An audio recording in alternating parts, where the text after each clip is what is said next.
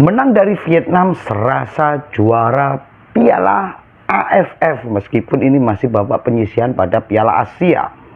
Banyak sekali netizen dari Indonesia sebelum pertandingan banyak bermunculan di media sosial. Mereka sangat pesimis dan bahkan mereka menyampaikan dengan lantang Indonesia bakal digulung oleh Vietnam.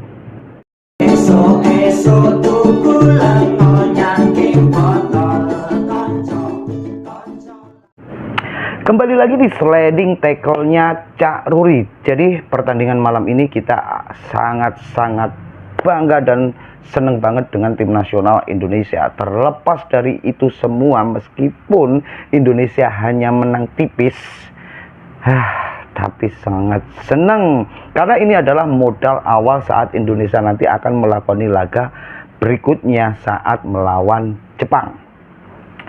Kalau kita melihat pertandingan keseluruhan, saya sangat setuju jika man of the match-nya adalah Hernando Ari.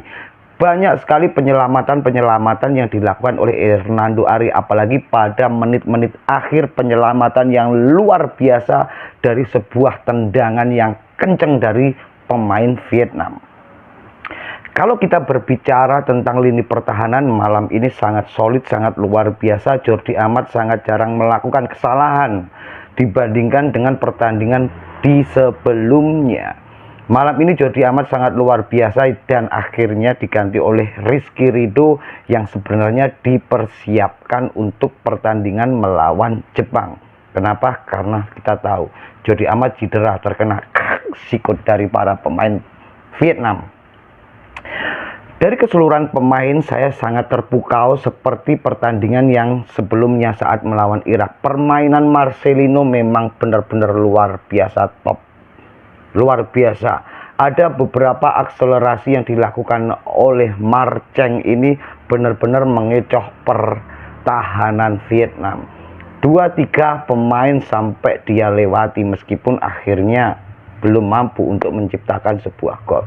Tapi setidaknya anak muda ini yang masih berusia 19 tahun benar-benar memukau dunia. Karena kenapa saya mengatakan memukau dunia?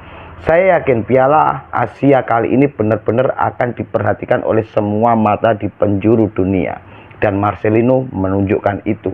Setelah golnya saat melawan Irak, malam ini beberapa peluang yang diciptakan melalui kaki Marcelino pun juga pasti akan terpantau. Berikutnya kita berbicara tentang Rafael Struijk. Rafael Struijk malam ini benar-benar mampu membuat para pecinta sepak bola ini bahwa intelijensi itu sangat diperlukan dalam sepak bola. Salah satunya adalah ketika Indonesia mampu mencetak gol melalui titik putih yang digasak oleh Asnawi. Ini tidak terlepas dari kemampuan intelijensi dari si Rafael Struijk. Kenapa? Ketika berada di depan gawang, dia masih mau untuk mendelay bola ini agar dia mendapatkan pressure yang brutal dari para pemain Vietnam. Dan akhirnya strategi intelijensinya itu berhasil membuat emosi para pemain lini pertahanan Vietnam dan akhirnya menciptakan pelanggaran di kotak terlarangnya Vietnam. Luar biasa. Ini patut dicontoh oleh para pemain-pemain lokal di Indonesia. Kalau kita berbicara lini sayap kanan dan kiri, kali ini benar-benar stabil balance. Jadi Yaakob Saruri dan juga Pratama Arhan yang selama ini selalu diremehkan oleh para netizen, malam ini dan juga ketika saat melawan Irak, Pratama saya kira bermain apik, luar biasa. Lini tengah luar biasa juga, meskipun sangat jarang sekali pasokan-pasokan yang memanjakan para striker Indonesia, tapi untuk adu strategi dan juga adu serangan, saya kira lini tengah Indonesia malam ini juga bermain sangat bagus. Kalau kita berbicara Vietnam, maka kita akan berbicara tentang Jepang, karena sebentar lagi Indonesia akan melakoni laga berikutnya melawan Jepang, yang mana Jepang juga sudah kalah oleh Irak dengan skor tipis 2-1. Akan tetapi kalau kita melihat pertandingan antara Jepang dan juga Vietnam, saya kira tidak menutup kemungkinan para pemain Indonesia ini nanti juga mampu membuat pertahanan Jepang ini sedikit kerepotan, bahkan bisa mampu menciptakan gol-gol yang indah. Kenapa? Karena Vietnam juga mampu memberikan perlawanan dan akhirnya bisa menciptakan gol di gawang Jepang. Bahkan Vietnam juga mampu unggul terlebih dahulu meskipun akhirnya dibalik skor tersebut menjadi 4-2 oleh Jepang. Kalau kita memflashback ketika Indonesia melawan Irak, Irak memenangkan pertandingan dengan skor 3-1. Saat Irak melawan Jepang 2-1. Apakah Indonesia ini nanti akan mampu membuat pertahanan yang cukup solid seperti halnya malam ini?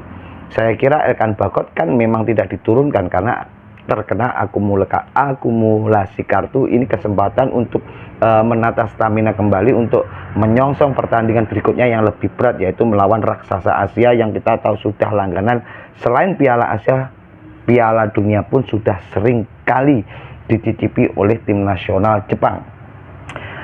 Lagi-lagi saya malam ini sangat bangga dengan supporter yang ada di Qatar. Luar biasa. Saya tuh kadang heran, dimanapun berada tim nasional ini main, supporternya itu pasti luar biasa.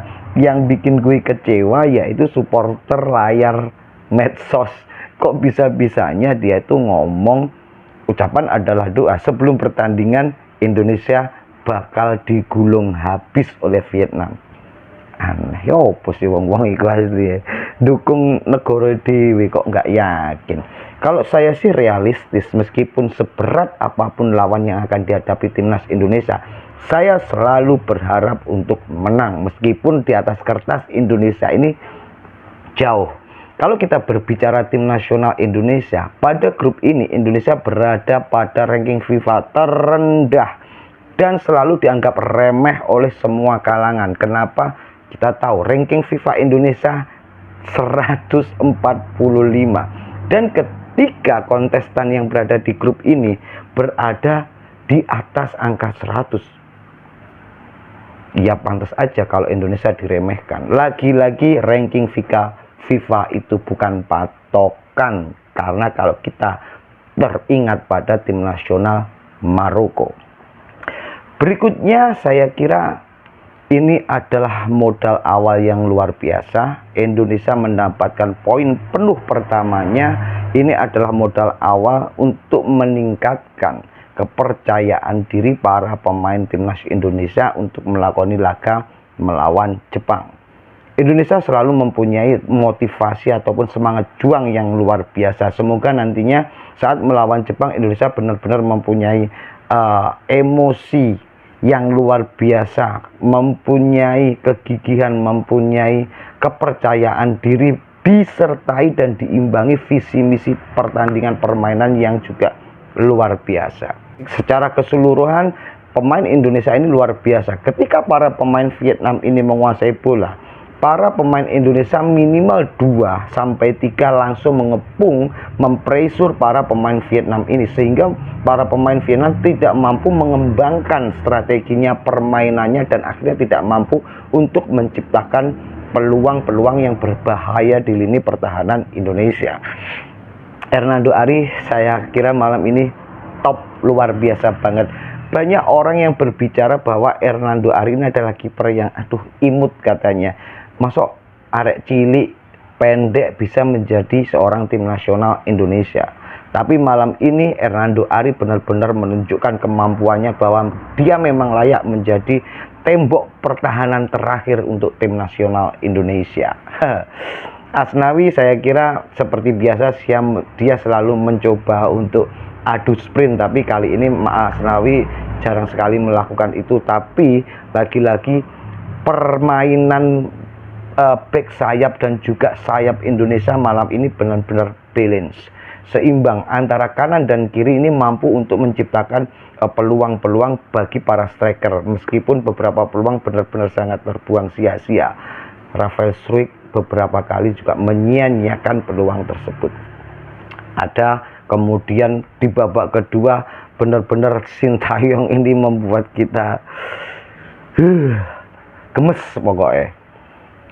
Ketika Asnawi ini berada di titik putih untuk menyarankan bola, jujur dalam hati saya ngeri, rek iki kok iso gol tagak, karena kita belum terbiasa melihat Asnawi ini menendang tendangan penalti pada pertandingan yang sangat krusial. Dan saya sangat heran juga kepada Sintayong menurunkan pemain-pemain yang sangat-sangat belia. Kita tahu pada babak kedua akhirnya Hoki Caraka pun diturunkan. Aduh, ngeri. Sebuah pertandingan yang sangat-sangat krusial ini Sintayong masih berani untuk bereksperimen. Tapi kali ini Sintayong benar-benar berhasil. Pada laga sebelumnya Sintayong saat melawan Vietnam sangat tidak menuai hasil yang maksimal, draw dan juga kalah. Tapi malam ini sekali lagi serasa juara Piala AFF. Tetap semangat, tetap salam sehat, salam waras. Sliding tackle Cak Ruri, Indonesia juara.